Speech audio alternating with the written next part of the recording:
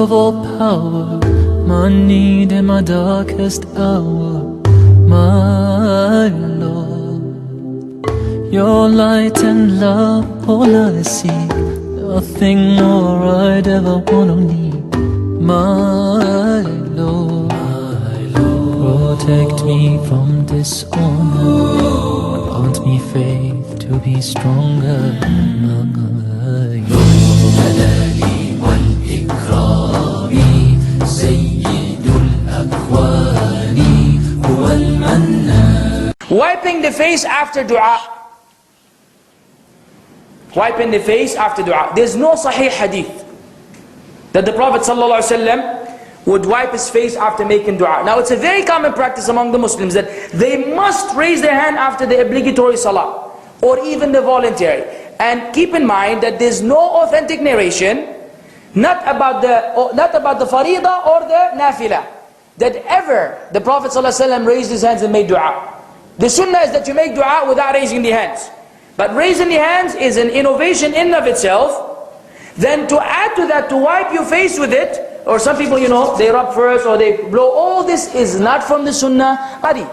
This is another Sufi-based bid'ah, which has no basis in the sunnah. You are the source of all mercy, infinite light for all to see, my Lord.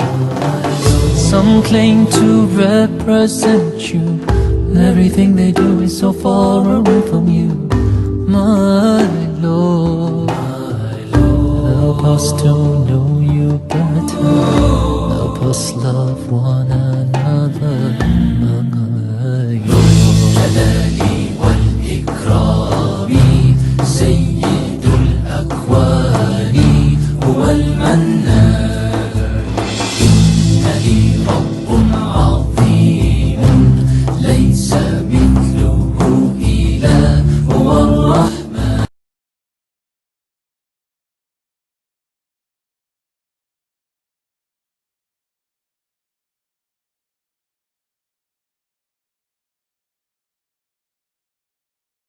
If someone is in wudu and touches the Quran, it is preferable, it is mustahab, it's not a fard. Those scholars differ. There is no verse in the Quran or hadith which says that wudu is compulsory for touching the Quran, wudu is compulsory for offering salah. Bismillahir Rahmanir Rahim.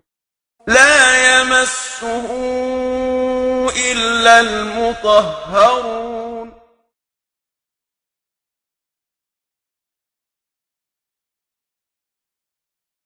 كم يواني قلبي لكن معي ربي إلهي رحمن أنت نور الأمانة. I know some doors you may close, but this is how life's story goes. You are my guide, the source of light, my Lord, my Lord.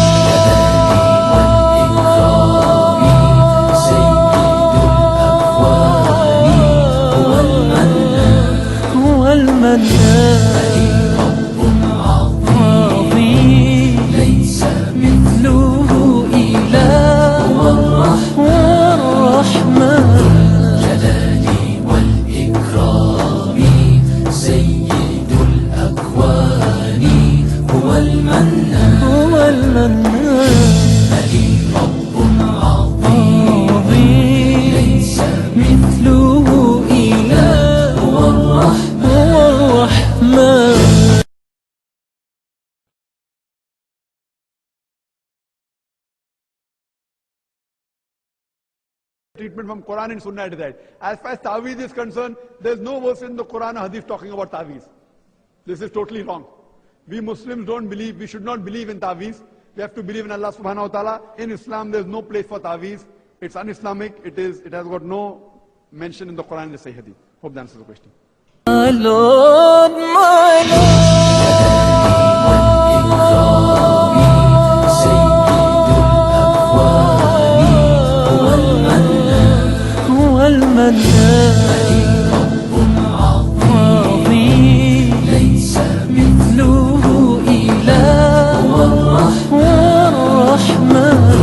جلالي والإكرام سيد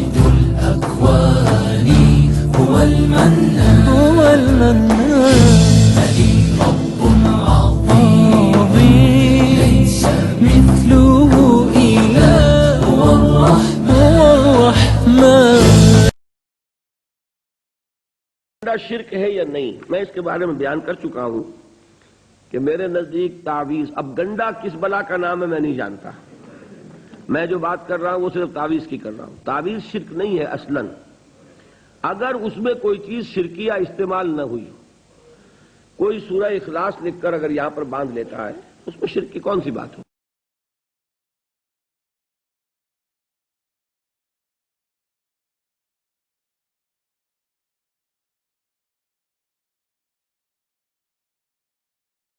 And this person establishes a movement that he calls a Salafi movement.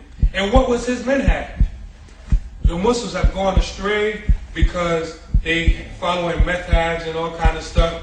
We need to forget all that stuff and we need to go back to the Quran and Sunnah. But see, check how these guys think with the intellect.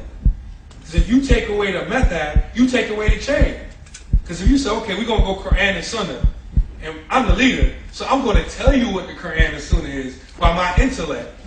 Then, see, I take a hadith, and I tell you what it means, and I ignore 1,400 years of scholarship. And so that's what they meant by the so-called Salafi da'wah. That's the first time in history. The Salaf never called themselves Salafi. The first 3 generations never called themselves Salafi. Nobody for 1,400, the Khalif never called themselves Salafi. They didn't even call themselves Khalafi. The first person who did that was Muhammad Abdu. And that was his da'wah. And this is why we have to be careful, because even when the Salafi movement spread in this سيد الأكوان هو المنهج